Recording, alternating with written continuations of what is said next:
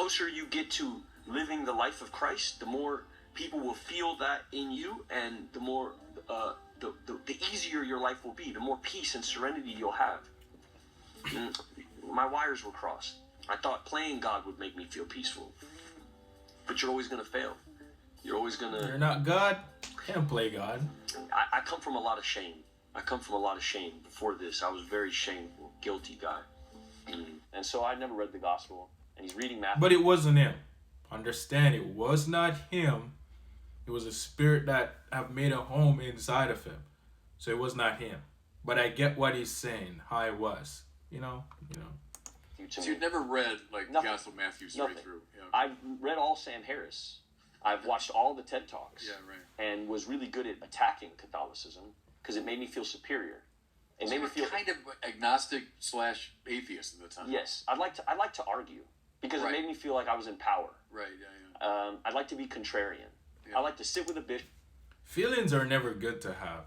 They're not from God. I keep telling my audience this. Feeling is not from God. I know a lot of people push back on it, but I don't care. You know why?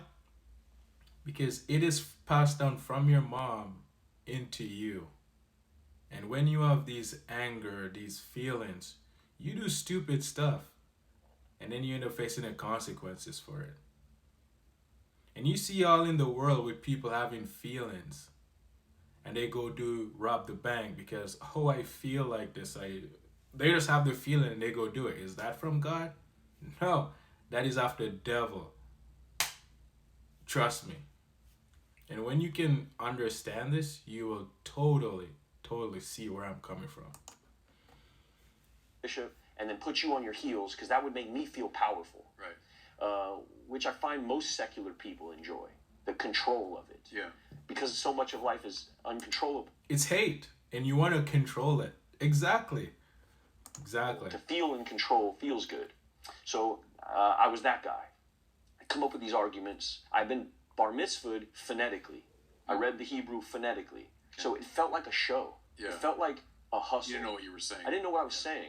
Okay. And in that way, it felt, and it wasn't emotional. It felt like I was doing it for my grandmother, who at that time was on her last leg, and I was told I needed to get bar mitzvahed for my grandmother.